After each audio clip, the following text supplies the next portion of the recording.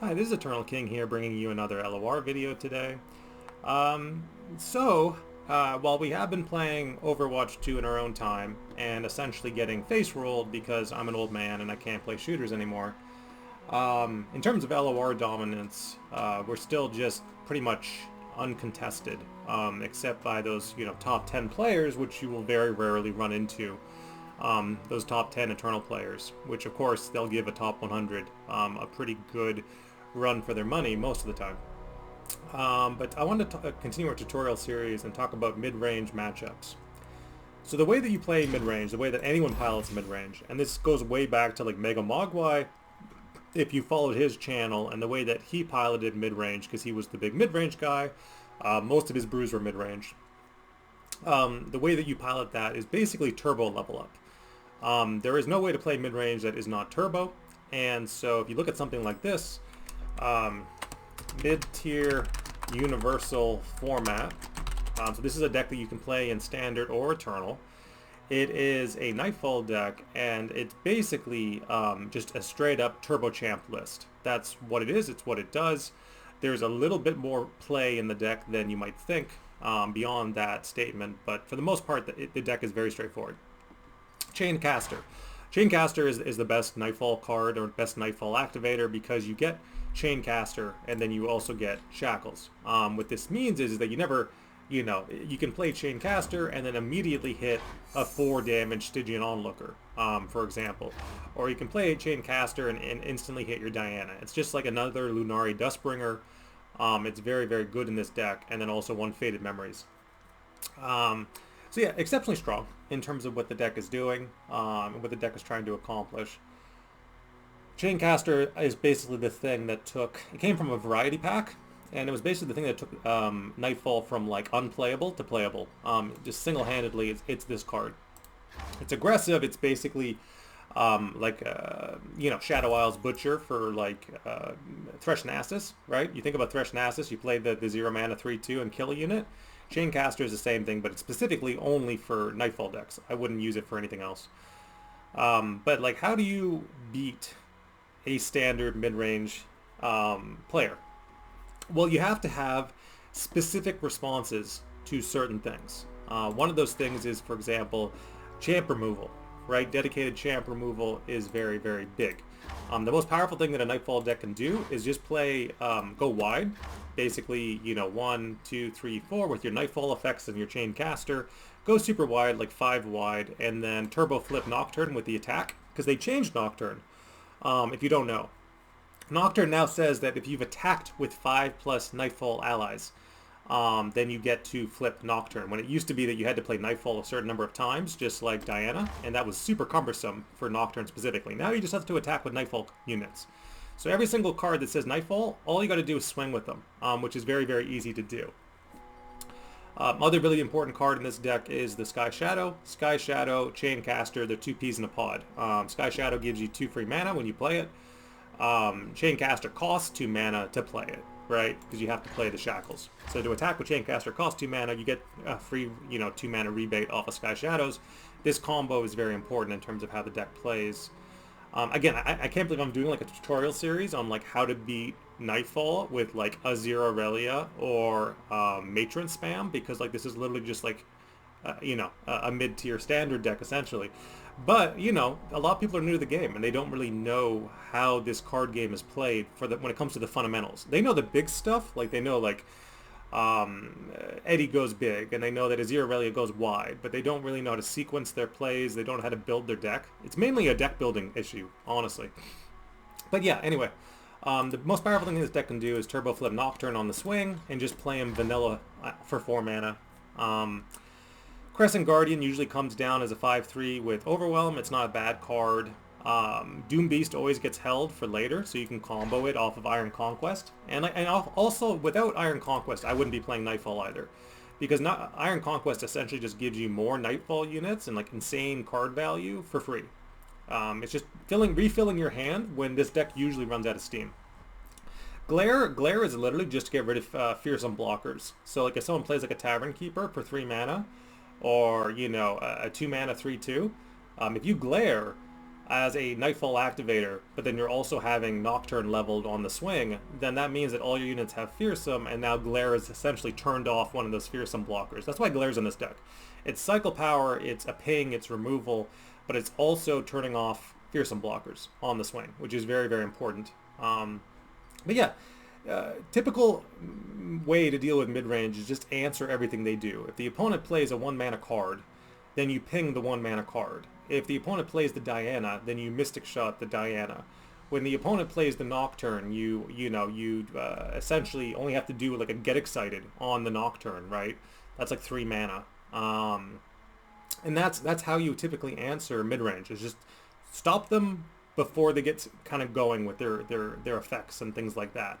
If you let them play Solitaire into you, you're basically already dead. Even if you have a board clear, that might not be enough to stabilize. So yeah, you can't let mid-range players play Solitaire. It's kind of like Swain. I think Swain is a really good mid-rangey card that I can give you an example of. That, like, if Swain comes down and he's like uncontested, he's just going to destroy you. If Swain comes down leveled, he's a 4/7 with Overwhelm and Fearsome, and like he's going to turbo destroy you if he just comes down and you don't remove him. Like, if you don't snap remove Swain, you're dead. And that's the way a lot of mid-range cards work. Another great example is Sejuani. So Sejuani into the Plunder. Plunder Sejuani is very, very strong. It's still a deck that's viable in Eternal. So if you don't know, Gangplank Sejuani, it's like just Turbo Plunder. When Sejuani comes down leveled, you have to kill her.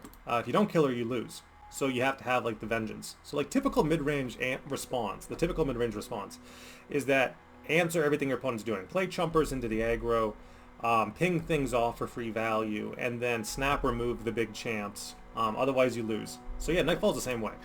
If you've been trained from playing too much Standard that you can just win on board into every situation, don't. Do not do that into mid-range, because Turbo mid-range will farm so much free value off of you if that's all you're doing. What can you do into mid-range to answer them? Tavern Keeper is good. So healing is something that I always recommend in any sort of ramp shell, any sort of eddy shell. Basically, it's Tavern Keeper or it's Scholarly Pioneer, both serving similar purposes for the most part. Also, Scholarly Pioneer can remove landmarks, which is nice into this specific list because we are on Triple Iron Conquest, which is an MVP card. The games where you're basically losing, but you've developed sufficient aggro and damaged the opponent's Nexus enough, Iron Conquest just wins you the game off of Doom Beast. It's like 2 Doom Beasts, holy smokes. Off of 1 2-mana landmark, like that's better than, basically you run the landmark as a replacement for this card that Nightfall used to use, because it's the bad card. You don't run it anymore.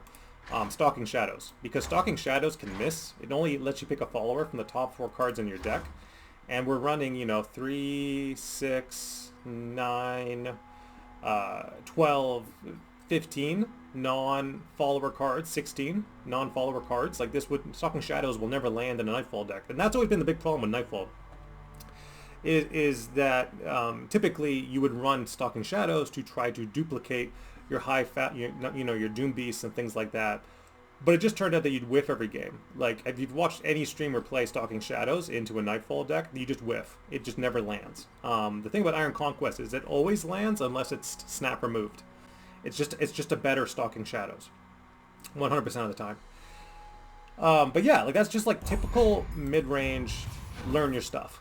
Like, how do you beat typical mid-range? I believe this was the top plunder list currently in Eternal. So like, let's take a look at like top tier mid-range plunder. How do you beat this deck? Well, they're going to Warning Shot you turn 1 and play Jagged Butcher, or they're going to parlay you turn 1 and play Jagged Butcher. You basically have to play a Chumper and a Jagged Butcher at that point, or you're going to lose. Or they play the Shell Shocker, and then they parlay your face or whatever. You have to respond to the on-curve aggression while also potentially stopping the opponent from farming infinite value off of you with their Gangplank and Sejuani. I would argue that the best way to deal with plunder is to chump up early, then heal, and then hard remove the champions. And that's like your typical strategy into like turbo mid-range is chump up, heal, and then snap remove is usually a very, very good strategy into turbo mid-range. Because yeah, if you can't snap remove the Sejuani, if you can't snap remove the Gangplank, you're going to lose. If you can't deal with the early on-board aggression, you're going to lose. And then if you can't heal past the point of them burning you out with stuff like Warning Shot, Parlay, and Make It Rain, you're going to lose. So yeah, those are your options. Is you essentially have to heal, chump, and remove the champions. That's the correct play into any mid-range matchup. Now, if you're the tempo deck, there are alternatives. So let's say you want to play tempo. We already talked about how to do it with Eddie. You chump, heal, and remove the champions, or challenge them or whatever. But in terms of the tempo deck, if you're the tempo player, typically you just have to race them, right? So you're like, okay, I'm going to play Forsaken Bakai turn 1. And then, or I'll play Sparring Student turn 1. It could get parlayed, so like that'd be a bad matchup specifically. But you still have to do what you normally do. You have to play the Emperor's Dais. You have to develop the Emperor's Army. Get the Azir on the board. Basically hope for a big Emp Army turn, right? So like phase 3 Emp Army into Blossoming Blade. And like that would be the kind of game-winning combo that you could potentially, win the game with, right? When they play their turbo level champion, you can Defiant Dance it. And just like, again, you have to snap respond to the turbo level champion or you're going to lose. You could potentially develop an Aurelia or an Azir, and yeah, you have to race them. You basically just have to race them in terms of their win cons. In the aggro matchup, you have to race them in terms of their life total. You essentially have to, say you're playing, upgraded Ziggs Poppy, right, or Ziggs Vex. You have to be like, 3 1-drops off the flop. Like, you just have to. You've got to be Bird into, Rearguard into Saboteur or whatever. So 3 1-drops off the flop. Then you can develop like your Ziggs and your Vex. And then hopefully by having done that, 3 1-drops Ziggs Vex and played that line exactly, you'll have the opponent in range for burn lethal. By the time they have their turbo level champion on board, it won't matter because hopefully they'll be in a burn lethal range. But yeah, that's the thing, is you really have to know how to play these matchups. LOR is an exceptionally complicated game. I can tell you right now that like, okay, Emp Army is one of the best decks in the game. I can tell you that Eddie, Matron Spam, is one of the best decks in the game. I can tell you that Nora Swain is one of the best decks in the game. But all 3 of these decks are exceptionally different. This is a combo rally deck. It's a combo deck. If you don't know how to combo with Azir Aurelia, you're not playing Azir Aurelia right. It's not an aggro deck. It's a combo deck. You need to be flipping Emp Army and then going super hard with tokens all in one turn and then swinging, right? Like, that's your combo. Is essentially, Emperor's Dais, Emp Army, Sparring Student, Emperor's Dais, Emp Army, or Azir. And then, basically applying an insane amount of rally-based token pressure every single turn until your opponent concedes. You have to do that. That's what the deck does if you want to be good at the deck. There's no 2 ways around it. Otherwise, it's just like subpar aggro. If you want to be the aggro player, even then there's a little bit of nuance. You have to know how to get value off of Mayor. You have to, again, hard mull for a perfect curve every single game. You have to know when to commit the burn and to give up on board, and you have to know when to play defensive as well. There are some nuances to optimal piloting of these decks. Nora Swain, you 100% need to know essentially how to snap remove things. I tell people this all the time for Eternal because this is like pro players will tell you not to do this. They're wrong for Eternal. Eternal is the snap removal format. If you're the control deck and the opponent's applying tempo, you have to apply anti-tempo. You have to play like you're silver or bronze. You just have to, right? So you hard commit the pokey. You hard commit the pie toss. You hard commit the Ravenous Flux and the Disintegrates, the Drop the Bombs. You chump up with the Construct, the Conchologist, obviously. But other than that, other than this very specific situation, you need to be snap removing things. is just, you have to. That's how you play anti-tempo in Eternal. And the way you play tempo is you play solitaire. And you just have no respect for your opponent, and you just full commit. Because that's the way you play mid-range. Typically, the only deck I see people playing properly in Eternal is literally anti-gen. And this just kind of goes back to their, like, tournament experience, where they played, like, anti-gen autopilot, like, a lot in the pro player scenes. Like, this deck they get. They understand how this deck work. And the way this deck work is you hard mull for the anti on one, and then you just fucking go crazy. And, like, they get that. But beyond that, they don't know how to play. Is kind of my experience. And which is why, even for experienced players, I've kind of created these tutorial series, because I'm just seeing people lose matchups they shouldn't lose. If someone's playing Nightfall into you, a mid-tier standard deck, you should auto-win every single game with Azir Aurelia. You should auto-win every single game with Eddie. You should auto-win every game with Ziggs Poppy. You should auto-win every game with, you know, any Jhin, obviously, but that one we've already covered. Thresh Nasus being the other big one, and then Temple, of course, being the other big one. We haven't looked at Temple for a bit. Temple is nothing but chumpers and pings, and you hard commit the pings, right? We've talked about this before. This is the way that you play anti-tempo. Chumper, chumper, chumper, chumper, and then hard commit every single ping that you have to slow the opponent down, and then hope that you get, you know, Temple down to refill your hand, essentially. And then you can finally lethal them out with Ezreal or something, but you got to hard commit to the anti-tempo to win. You have to force them to press that concede button, because if you're not forcing them to press concede, you're essentially giving them a chance to beat you, which is certainly what I'm seeing lately. That's kind of the full extent of the mid-range matchup, right? We talked about Swain, we talked about Gang playing Sejuani, we talked about Nightfall, you know. Some stuff is lower tier than others, but even something like a Jax deck, right? You know, typical Freljord mid-range, like an Ashe mid-range, a Jax mid-range.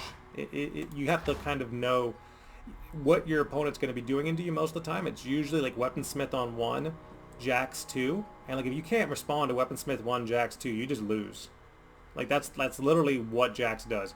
It's not a complicated deck. It's Weaponsmith 1, Jax 2, and if you can't, and then it's or it's Weaponsmith, Favored Artisan, then Jax, and then you commit the spell from you commit the Forge afterwards. So then you have like it's like a 5/4 Jax with quick attack. If you can't respond to a 5/4 Jax with quick attack, you just lose. That's how mid-range is. Entrancing Lure and Three Sisters and Fish Fight is going to be their responsive cards. Then they're going to have some amount of draw, in this case Parts Made Whole, and then just a whole bunch of mid-range followers. Like that's how this deck functions. Some mid-range decks are definitely more poorly positioned in Eternal than others, and it's usually the ones that didn't get any new cards. Like Scouts is basically a deck that didn't get any new cards. I personally feel like Scouts isn't great.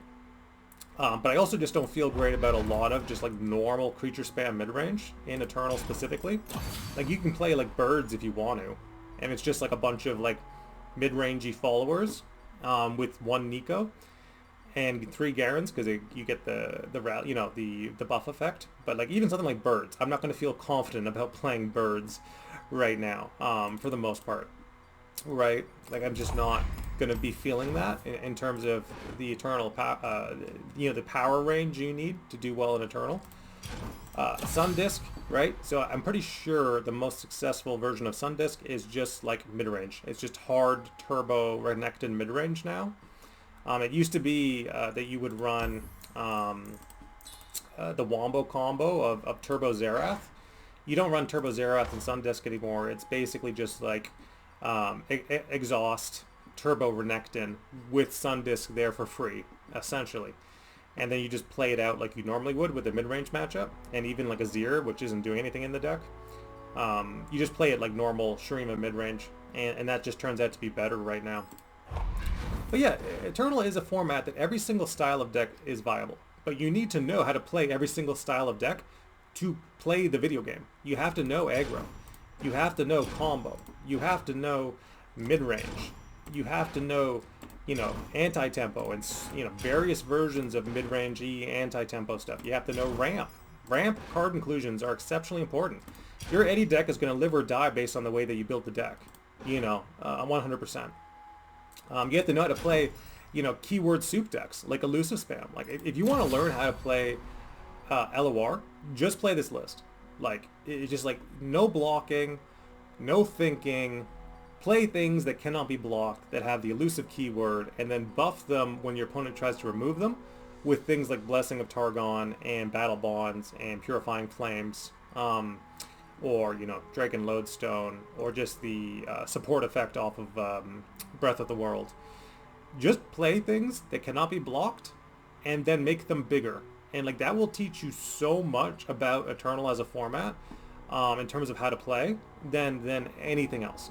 It's like the best advice I can give you is maybe I'll link this beginner deck in the comments of like Swim Elusives, LOR 101.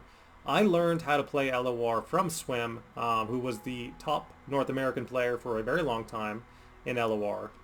And I keep his deck to this day to remind me of the fundamentals of how to play LOR, because they haven't changed. The fundamentals of how to play Eternal haven't changed. Standard is its own thing. Standard, you can do whatever you want. There is no right answers. It's mostly just run random cards and watch it win games. But in Eternal, nah. If you run into a real Eternal player, you're not even on the same planet as them. It's such a huge skill diff. It's ridiculous. So yeah, I'll link this in the comments. I suggest you play a couple easy games with Swim Elusives and see if you can actually win. Commit burst to your units. Develop board presence. Put your opponent in lethal range. You know, just like really fundamental LOR stuff. Because if you can't do that, then you can't play the game. This is Eternal King, signing out.